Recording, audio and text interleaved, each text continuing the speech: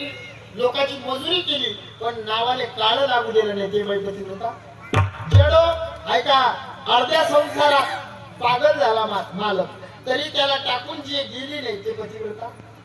वृद्ध पती म्हातारे झाले, 2 मुला, एक नोकरीवाला, एक शेतकरी. नोकरीवाला शहरात वाशिमला राहायला गेला आणि शेतकरी गावामध्ये. मग काय दिवस झालं, 2 मुलं आई वडिलाची वाटणी करतात. नोकरीवाला कोणाला देतो शहरात? आई, बरोबर, कारण त्यांचं आईवर जास्त प्रेम असते.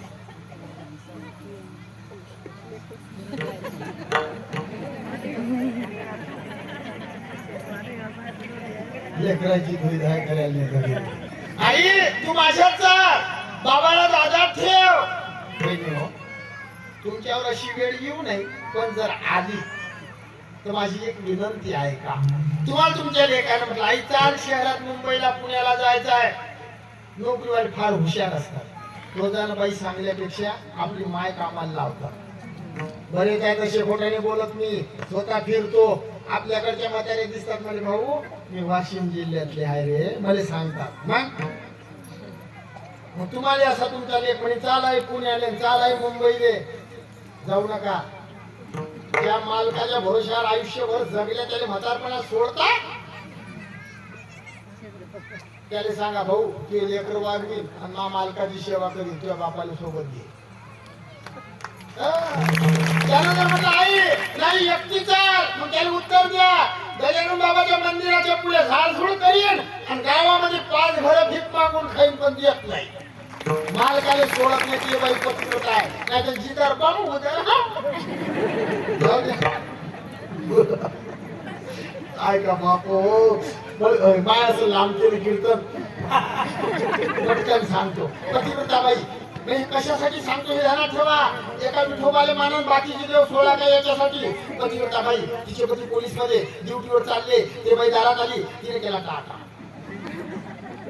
पोलीस ड्युटीवर घरी आला, कीर्तनाची आवड, धोतर शर्ट टोपी खांद्यावर शेला, कीर्तनाला गेला.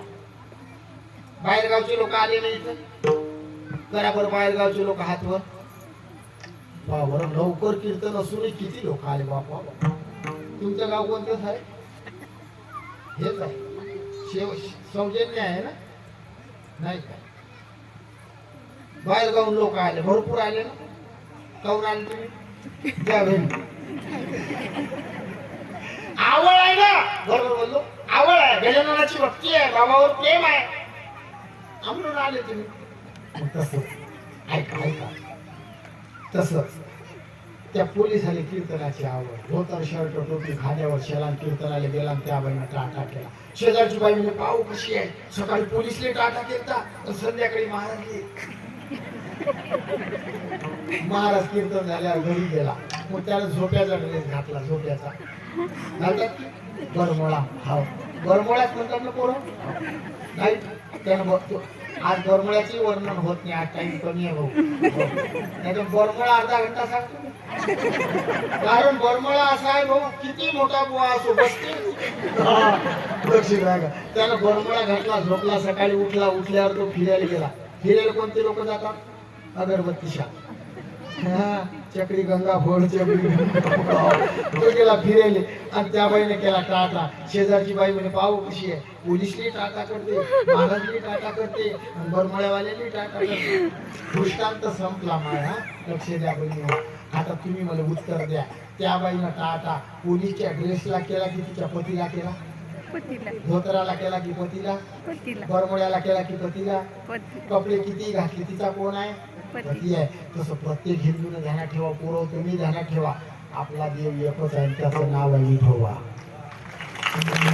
एकच आहे, पण त्या मालकानं, त्या पतीनं, त्या नवऱ्यानं कपडे घेतले घातले.